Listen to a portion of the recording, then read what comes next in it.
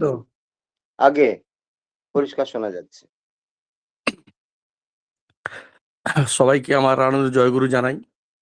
সর্বপ্রথম আমার দয়ালির চরণে কোটি কোটি প্রণাম জানাই, বড় মার চরণে কোটি কোটি প্রণাম জানাই, শ্রী বড়দার চরণে কোটি কোটি প্রণাম জানাই, শ্রী আচার্য দাদার চরণে আমার কোটি কোটি প্রণাম জানাই এবং অবিন দাদার চরণে প্রণাম জানাই এবং সর্বোপরি ঠাকুরবাড়ির প্রতি প্রত্যেককে আমার প্রণাম জানাই। এবং আজকে এই সন্ধ্যাকালীন সৎসঙ্গে যে মা ভক্তিবতী মায়েরা এবং দাদারা, ছোট ছোট ভাই বোনরা আছেন, প্রত্যেককে আমার অন্তর্নিগৃহীত ভালোবাসা জানাই, শ্রদ্ধা প্রণাম জানাই। সত্যি কথা বলতে সৎসঙ্গ ইষ্ট প্রসঙ্গ করতে খুবই ভালো লাগে এবং শুনতে কিন্তু আরো ভালো লাগে। আমার তো শুনতে প্রচন্ড ধরনের ভালো লাগে। আমি জানি না কি বলবো। সুভদ্রা আমাকে কালকে মনে হয় ফোন করছিলেন যে আপনি একটু বলতে পারবেন। দিয়ে রাখুন, সময় হলে নিশ্চয়ই বলবো। ঠাকুরের কথা তো না বলা যাবে না।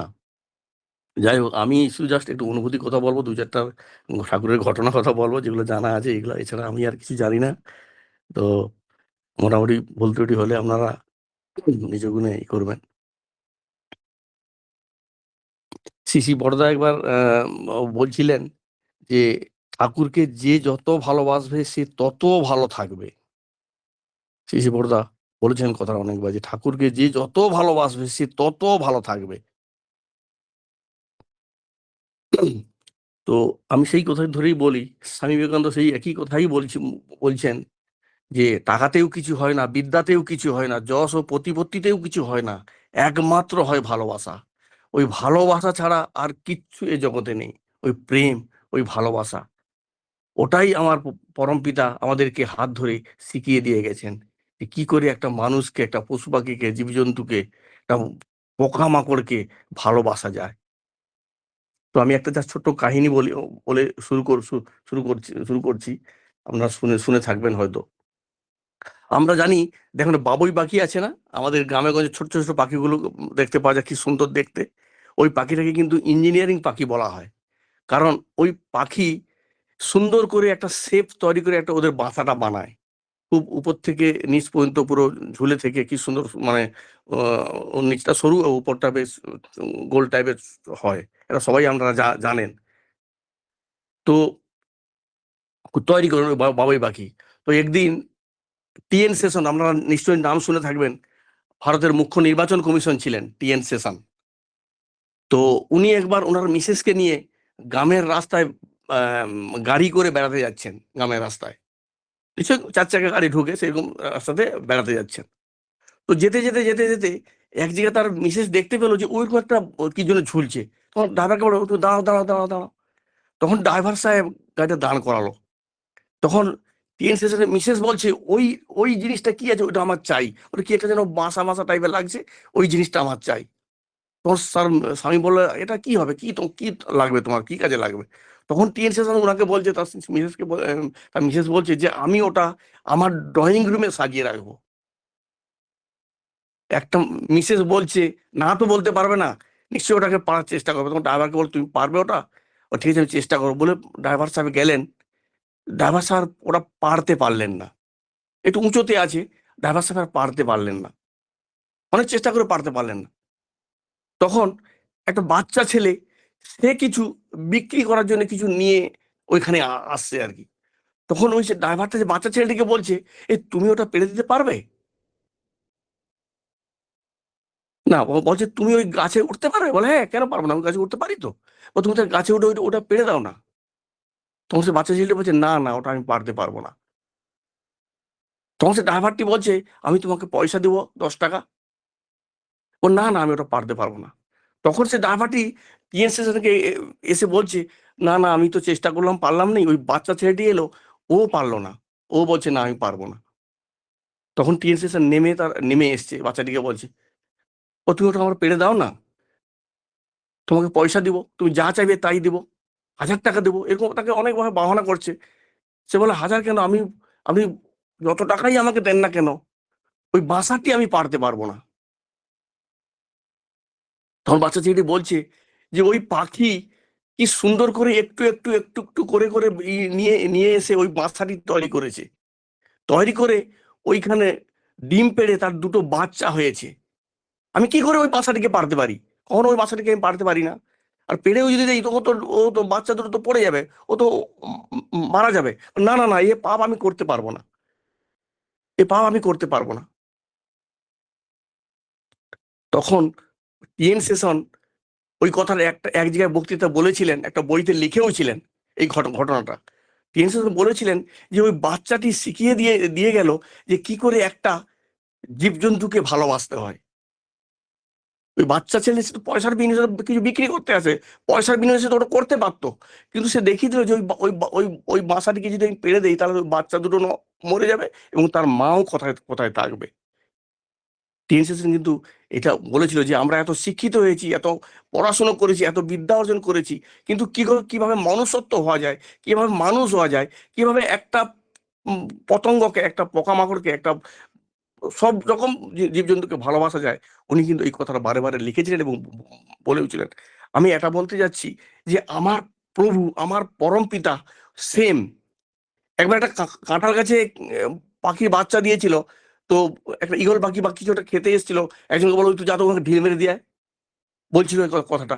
তো আমার আমার প্রভু কিন্তু সেম ওইভাবে একটা মানে ছোট্ট পিপিলিকাকেও মারতে চান না। টিএন সেশন এত বড় একজন ব্যক্তিত্ব মানুষ, তিনি কিন্তু হাতে আঙুলে দেখিয়ে দেখলেন কিভাবে উম, একটা মানুষকে বা পশু পক্ষী বা জীবজন্তুকে প্রত্যেকটা একে ভালোবাসতে হয়। আমার প্রভু কিন্তু সেই একই কথা বলেছিলেন। তো আমি জাস্ট একটা করে বললাম, একটা এক্সাম্পল আর কি। আপনারা জানেন যে রেবতী মোহন বিশ্বাস ছিলেন, উনি এমএ পরীক্ষাতে ফেল করেছিলেন। সেই সময় মানে রব উঠে গেল যে রেবতীদা ফেল করে গেছে। রেবতীদা তখন রেবতীদা ঠাকুরের কাছে এসছেন, ঠাকুর তাকে আবার বলছে তো তুমি পরীক্ষায় বসো, আমি চাই তুমি এমএ পাস করো, তুমি পিএইচডি করো, ঠাকুর তাকে বলেছিলেন। বলে না ঠাকুর আমি আর পারবো না। ঠাকুর তাকে বলছে না, তোমাকে পারতেই হবে। তখন রেবতী মোহন বিশ্বাসদা বলেছিলেন যে আপনি যদি কোশ্চেন সেট করেন তাহলে কিন্তু আমি পরীক্ষাতে পাস করতে পারবো। সত্যি সত্যি ঠাকুর সেই কথা শুনে ঠাকুর কিন্তু বকলমে কোশ্চেন ঠিক করে দিয়েছিল। যে কোশ্চেনগুলো পড়েছিল, রেবতীদা কিন্তু ঠকঠক করে 3টা কোশ্চেন উত্তর দিয়ে পাস করেছিলেন। পরবর্তীতে ঠাকুর দেহ রাখার পরে কিন্তু যখন বরদা জানতে পারলেন যে রেবতী মোহন এরকম, ঠাকুরের ইচ্ছা ছিল পিএইচডি করার জন্য, তো ওনাকে কিন্তু পিএইচডি করার জন্য আমেরিকাতে পাঠিয়েছিলেন। তো যখন রেবতীদা ওখানে যান, গিয়ে যাজন করার জন্য একটা বাড়িতে গিয়েছিলেন যাজন করার জন্য। যখন খুঁজে খুঁজে খুঁজে একটা একটা ভদ্রমহিলা বাড়িতে উনি ঢুকেন যাজন করার জন্য। তো গিয়ে আমরা যেরকম প্রত্যেকটা মানুষ যেরকম যাই একটা বাড়িতে গেলে যে তার ঠাকুরের প্রতিকৃতিটা কোথায় আছে, ঠাকুর কিভাবে সাজিয়েছে, আমাদের একটা আগ্রহ থাকে দেখার। সেরকম রেবতীদার ঘরে ঢুকে দেখছে তার কোথাও কোনো ঠাকুর আছে কিনা, কোথাও কোনো আছে কিনা, কোথাও দেখতে পাচ্ছে না। তখন সে ভদ্রমহিলা বলে, আপনি কি কিছু খুঁজছেন? বলে হ্যাঁ। বলে আপনি তো খ্রিস্টান? বলে হ্যাঁ। বলে তাহলে এখানকার জেসাসের কিছু ছবি নেই কেন? তখন সে ভদ্রমহিলা বলছে কেন? আমার তো কিছু অভাব নেই, আমার তো কিচ্ছু অভাব নেই, আমি কেন জেসাসের ছবি রাখবো? তখন সে ভদ্রমহিলা বলছেন যে আপনি কি কিছু খাবেন? বলে হ্যাঁ আমি কিছু খাবো, কিন্তু নো অনিয়ন নো গার্লিক দিয়ে আপনি কিছু সবজি আমাকে বানান। বলতে সে ভদ্রমহিলা ঠিক আছে বলে ওনাকে একটা জাস্ট সবজি করে ছোট্ট একটা প্লেটে করে দিয়েছে। তখন রেবতীদা খেয়ে দেখছে সো টেস্টলেস, মানে কোনো টেস্ট মানে লাগছে না আর কি, সো টেস্টলেস সো টেস্ট এরকম বারে বারে বলছে। তখন সে ভদ্রমহিলা একটু রেগে গেছে, বলে কি বললেন? So tasteless? জানেন আপনি, আমি এই রান্নার উপরে কত প্রাইজ পেয়েছি দেখুন, আমার ঘরে চতুর্দিক দেখুন কত প্রাইজ আমার এই রান্না করে রান্না করার জন্য আমি পেয়েছি, আপনি বলছেন সো টেস্টলেস? তখন রেবতীদা বলছেন, আপনি please madam, please me take it, এটা টেস্ট করুন, আপনি একবার টেস্ট করুন। সত্যি সত্যি সে ম্যাডাম টেস্ট করে দেখলো সো টেস্টলেস, সেও বলছে। তখন রেবতীদা বলছেন, আপনি সবকিছু করেছেন, দেখুন সবকিছু করেছেন, আপনার টাকা পয়সা অর্থ ধন দৌলত সবকিছু আপনার কাছে আছে, কিন্তু আপনার কাছে একটা জিনিসই নেই, এই প্রফেট। আপনার যে আমরা যে এখানকার যে খ্রিস্টানের যে ধর্মদেবতা, যে গুরু, যে ঈশ্বর, তার কিছু ছবি আপনি রাখেনি, কিছু তার নেই। তখন রেবতীদা বলছে, prophet are the salt of life, prophet are the salt of life. আপনি কিন্তু সবজিটা বানিয়েছেন খুব সুন্দর, কিন্তু একটা ভুলের জন্য শুধু একটু সল্ট যদি আপনি দিতেন, তাহলে ওটা কিন্তু সুন্দর টেস্ট হয়ে যেত। তখন সে ভদ্রমহিলা বুঝতে পারলেন যে উনি কি বোঝাতে চাইলেন, যে আপনি সবকিছু করবেন, গুরু আপনার দরকার, একজন জীবন্ত আইডিয়াল আপনার দরকার, তবে আপনি সবকিছু ঠিক করতে। যদি আপনি আমরা গুরু ধরা থাকতো, তাহলে কিন্তু এই মিস্টেকটা আপনার হতো না। তখন উনি বুঝতে পারলেন, পরবর্তীকালে উনি আমার দীক্ষা নিয়ে উনি কিন্তু আবার আরো বড় হয়েছিলেন। ওই জন্য আমাদের লিভিং আইডলের খুব দরকার, খুব দরকার। একজন স্বামী স্ত্রী, তার স্বামী উকিল, স্বামী স্ত্রী দুজনেই দীক্ষিত, দুজনেই দীক্ষিত, কিন্তু স্বামীর জীবনযাপনটা খুব আলাদাভাবে করেন, খুব আলাদাভাবে জীবনযাপন করেন। মানে কি বলবো, সব রকম তার নেশা। প্রত্যেকদিন রাত্রি বাইরে বেরিয়ে যায়, অনেক রাত্রে মদ খেয়ে সব রকম, যেরকম একটা পুরুষ মানুষের নেশা থাকে সব করে বাড়ি ফিরে। দিন যায়, সপ্তাহ যায়, মাস যায়, কোনোভাবে তার স্ত্রী তাকে বাগে আনতে পারছে না, এবং অতিষ্ঠ হয়ে যাচ্ছে দিনের পর দিন, দিনের পর দিন। তখন সে মাটি একদিন ঠাকুরকে গিয়ে কান্নাকাটি করলেন, ঠাকুর, আমার স্বামী এইভাবে এরকম করে দিন যাপন করে, আমি কিছুভাবে উনাকে বাগে আনতে পারছি না, যদি আপনি কিছু করে দেন তাহলে খুব উপকৃত হবেন। তখন ঠাকুর বললেন, তুমি যাও, আরো ভালো করে তোমার স্বামীর সেবা করো, আরো ভালো করে তোমার স্বামী তুমি সেবা করো। তখন গিয়ে বলছে, আবার ভালোভাবে স্বামীর সেবা করলো, তাতেও দেখছে একই কেস। তখন আবার সে মাটি এসছে ঠাকুরের কাছে, ঠাকুর বলছে, ঠাকুর, কিছুই হচ্ছে না। আবার কান্নাকাটি করছে, ঠাকুর কিছু একটা করুন না, ঠাকুর কিছু একটা করুন না। তখন ঠাকুর বলছে, তুমি যাও, তুমি চলে যাও, তুমি ঘরে যাও, তুমি রান্না বান্না করে তুমি খাও। বলে ঠাকুর নিজে গেছেন, ঠাকুর নিজে গেছেন, গিয়ে বাইরে যেখানে বেঞ্চ ছিল সেখানেই বসে আছেন। তখন মাটি বেরিয়ে দেখলেন যে ঠাকুর এসে, ঠাকুর আপনি এসছেন? বলে, হ্যাঁ আমি এসছি। বলে, কোথায়? বলো, ও তো এখন আসে, ও তো বেরিয়ে গেছে, ও রাত্রে আসবে, ও ঠাকুর ঘরে এসে বসুক। না, আমি এইখানটাই বসবো, আমি এখানেই বসবো। বলে সেই উকিল ঠাকুর ওখানে বসে আছেন। মাটি তো কোনো কথা শুনলেন না, মা ঘরে চলে গেলেন। তখন অনেক রাত্রি হয়ে গেছে, ঠাকুরকে তো মশা টশা প্রচন্ড কামড়াচ্ছে, ঠাকুর অস্বস্তি হয়ে পড়ছে, কিন্তু সেই এক জায়গায় বেঞ্চে বসে আছেন। একটু পরে ঝুপঝুপ করে সেই উকিল সাহেব আসছেন। ঠাকুরকে দেখে তো সে মানে কি বলবো, কিরকম হয়ে গেছে। ঠাকুর আপনি এখানে বসে আছেন? বলে, আমি আপনার সঙ্গে দেখা করবো বলে বসে আছি। ঠাকুর আপনি তো বলতে পারতেন, আমি আপনার কাছে গিয়ে দেখা করতাম, আপনি কেন এত রাত্রে আমি এখানে এসছেন? দয়াল, এ কি দয়াল, এ তো আমার পাপ হবে দয়াল। তখন দয়াল, সে উকিল সাহেব বুঝতে পারছেন যে কি ঘটতে চলেছে। তখন দয়াল বলছেন, আমার একটা কথা তোমাকে রাখতে হবে, একটা কথা তোমাকে রাখতে হবে। তখন সে উকিল সাহেব বলছেন, হ্যাঁ ঠাকুর, আমি আপনার একটা কথা নিশ্চয়ই রাখবো, কিন্তু আমারও 3টা কথা আপনাকে রাখতে হবে, 3টা কথা আমাকে রাখতে হবে। বলুন, কি কথা আপনি বলুন। বলে বলছে, আমার সতী সাবিত্রী যে স্ত্রী, আমি তার সঙ্গে ঘর করব না, এটা আপনাকে পারমিশন দিতে হবে। ওকে, আমি যে রাত্রে এখানে ওখানে ঘুরে বেড়াই, সেটা আপনাকে বাধা দেওয়া যাবে না। 2, 3, বলে আমি যে রোজ মদ খেয়ে ঘরে আসি, এটা আপনাকে বন্ধ করা যাবে না। ঠাকুর বললেন, তথাস্তু, আপনার 3টা কথাই আমি মেনে নেব, 3টে কথাই আমি মেনে নেব। বলে, আমার তো আবার একটা কথা আপনাকে রাখতে হবে, আপনি তো বলেছেন, প্রমিস করেছেন। তখন সে উকিল সাহেব বলছেন, উম হ্যাঁ ঠাকুর, আপনি বলুন, আপনি বলুন। তখন ঠাকুর তার পায়ের যে জুতো জোড়া ছিল ঠাকুরের খুলে দিয়ে বলছে, তুমি এই জুতা দিয়ে আমার পিঠে আঘাত করো, তুমি এই জুতো দিয়ে পিঠে আমার আঘাত করো। ঠাকুর একই বলছেন, ঠাকুর একই বলছেন। তখন উকিল সাহেব সঙ্গে সঙ্গে মানে ঠাকুরের পায়ে পড়ে গেছে। ঠাকুর, আপনি কি বলছেন? আপনি আমার গুরুদেব, আপনি আমার পরম পিতা, আপনি আমার দয়াল, আপনাকে আমি এটা করতে পারি না ঠাকুর, আপনি আমাকে ক্ষমা করুন, আমি এটা কখনোই করতে পারবো না। না, না উকিল সাহেব, আপনি আমাকে কথা দিয়েছেন, আপনি আমাকে কথা দিয়েছেন এটা করবেন। তখন সেই উকিল সাহেব বুঝতে পারলেন এ ঠাকুর কি বলতে চাচ্ছে, ঠাকুরও ছাড়বে না, তিনিও আর ওই ভাবে জুতা দিয়ে মারবেন না। তখন সেই উকিল দাদা ঠাকুরের কাছে অঝর নয়নে কাঁদতে বললেন, ঠাকুর আমি সব বুঝতে পারছি, আমি আপনাকে আজ এই রাত্রে এখনই প্রমিস করছি আমি আর এ পথে যাব না। আমি যে 3টা কথা আপনাকে বলেছিলাম সে 3টা কথাও আমি উইথড্র করে নিলাম। আমি আজ থেকে আমি কথা দিচ্ছি আমি ভালো হয়ে যাব, আমি এসব পথে আর যাব না, আমি তোমার পথে আরো ভালো করে চলবো এবং আমি আরো উকিলি করব, আমি সংসারকে কিভাবে ভালোবাসতে হয় সেটাও আমি করব। এটা একমাত্র পুরুষোত্তম শ্রী শ্রী ঠাকুর অনুকূল চন্দ্রের বিপ্লব। এইভাবে মানুষ কত খারাপ মানুষকে ভালো করে দিয়েছে। একমাত্র পুরুষোত্তম, অনেক পুরুষোত্তম এসেছে, কিন্তু এইভাবে একটা মানুষকে কিভাবে পরিবর্তন করা, একটা কিভাবে মানে গ্যাস লেভেলের মানুষকে কিভাবে পরিবর্তন করা, একমাত্র পুরুষোত্তম শ্রী ঠাকুর অনুকূল চন্দ্র ছাড়া কোনো প্রফেট পয়গম এভাবে করতে পারে না। আমার তো জানা নেই, আপনাদের জানা আছে কিনা আমার জানা নেই।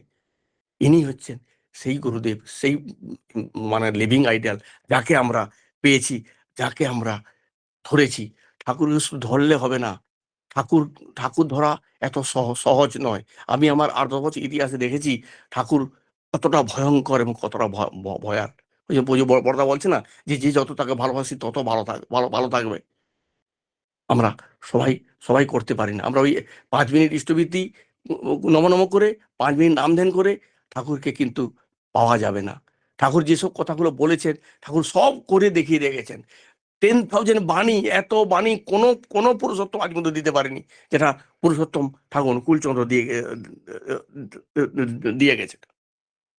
আপনি বালকৃষ্ণ ঠাকুর বলে বালকৃষ্ণ কাপুর বলে এক ভদ্রলোক ছিলেন। উনি হচ্ছেন লাহোরের মানুষ ছিলেন, অনেক পুরনো ঘটনা। লাহোরের মানুষ ছিলেন, খুব জমিদার ছিলেন, খুব বড় ইন্ডাস্ট্রিয়ালিস্ট ছিলেন, অনেক পয়সার মালিক ছিলেন, কিন্তু ভগবান শ্রীকৃষ্ণকে খুব খুব ভক্তি করতেন, শ্রদ্ধা করতেন এবং হনুমানজির আদর্শকে নিয়ে চলতেন। তো উনি একবার এসছেন শুনে যে ঠাকুর এসছে, এসে উনি জিতেন্দ্রনাথ সরকার বলে একজন দাদার কাছে এসছেন। তখন উনি জিতেন্দ্র বলছে যে আপনি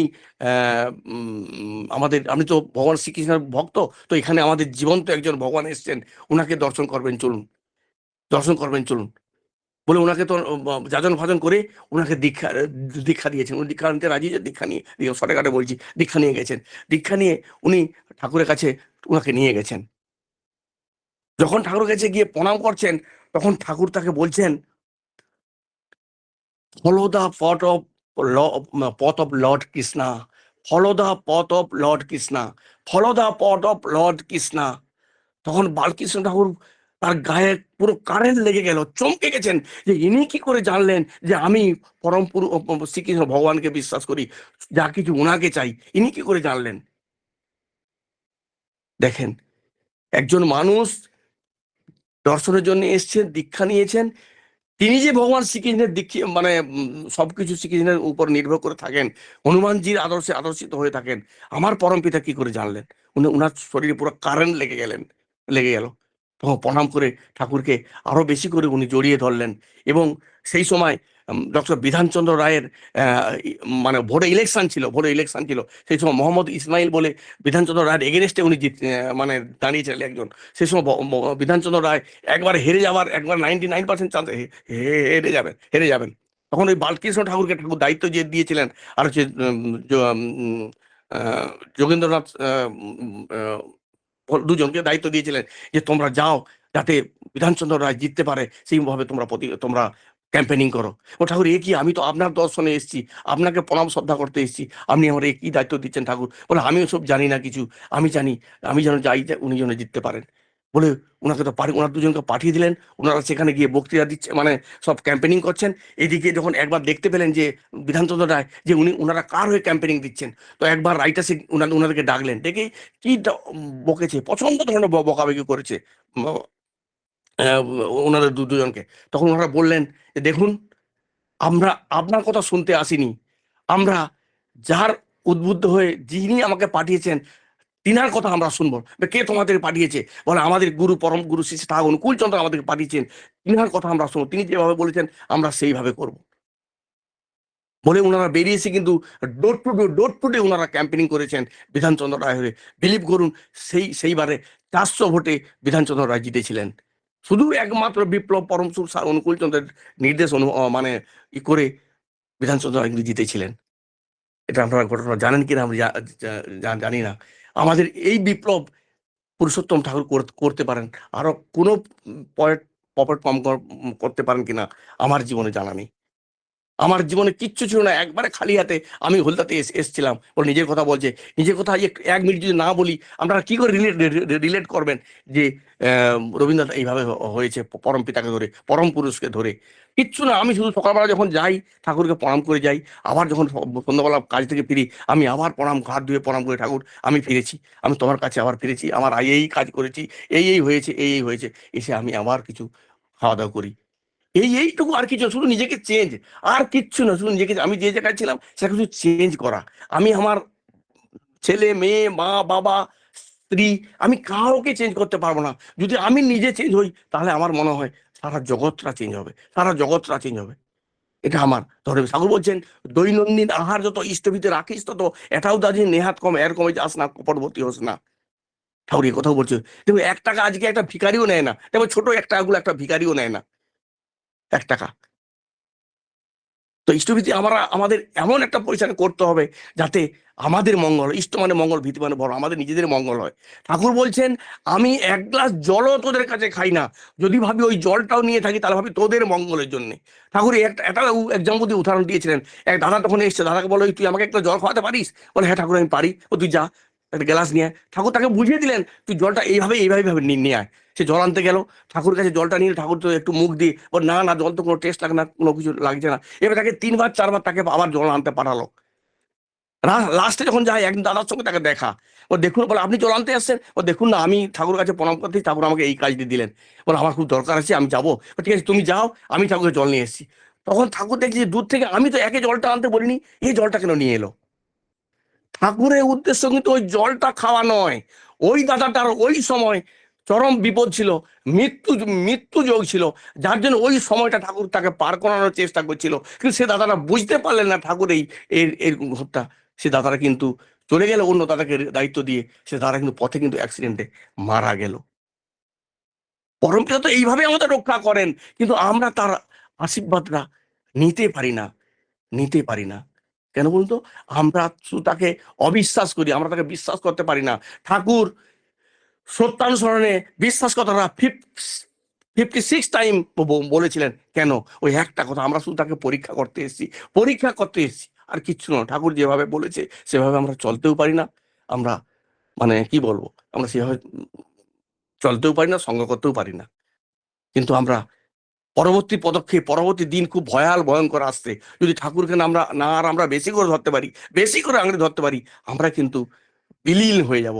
আমাদের পরশুদিন এখানে একটা বড় অ্যাক্সিডেন্ট হচ্ছে, বড় কালকে মনে হয় বড়, মানে তার ছেলে 7 দিন আগে 15 দিন আগে একমাত্র ছেলে মারা গেছে। তার ছিল তার মিসেস, সে আর তার একটা মেয়ে, মোটর বাইকে করে তার কালকে এসছিল, স্পটে অ্যাক্সিডেন্ট করে তার 3জনই মারা গেল। পুরো পরিবারটা তারা ধ্বংস হয়ে গেল, বিলীন হয়ে গেল। এর জন্য কিন্তু আমরা দায়ী, আমি দায়ী, কারণ আমি ওই মানুষটাকে পৌঁছাতে পারিনি ঠাকুরের কথা বলার জন্য। 7 জন আমাদের কালকে এই বাসটা অ্যাক্সিডেন্ট করা স্পট ডেথ হয়ে গেল, 7 জন 8 জন, একটা পুরো পরিবার নষ্ট হয়ে গেল। আমরা কোথায় ছিলাম? আমরা এখনো ঘুমিয়ে আছি। আপনাদের প্রত্যেককে বলবো, আপনারা আরো জেগে উঠুন, আরো জেগে উঠুন। আচার্যদেব যেভাবে বলছেন, পূজন অভিনেতা যেভাবে বলছেন, আরো ডিপিওর সঙ্গে যুক্ত থাকুন, আরো ডিপিওর ভালো করে মানুষকে সঙ্গে মিশুন, মানুষকে আরো বেশি ভালোবাসা দিন, তবে দেখবেন সবকিছু আমরা পেতে পারি। শুধু ভালোবাসা, শুধু প্রেম, আর কিচ্ছু না।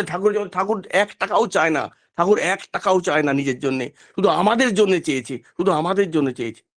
ঠাকুর 1 টাকাও চায় না। সবাই ভালো থাকবেন, সবাই ভালোভাবে ঠাকুরকে নিয়ে চলুন, আরো বেশি করে ডিপি ওয়ার্ক করুন, আরো বেশি করে মানুষকে ভালোবাসুন, যাতে প্রত্যেকটা মানুষ উদ্বুদ্ধ হয়ে আপনার চরণে, ঠাকুরের চরণে আসতে পারে। সবাইকে আমার জয়গুরু, সবাই ভালো থাকবেন।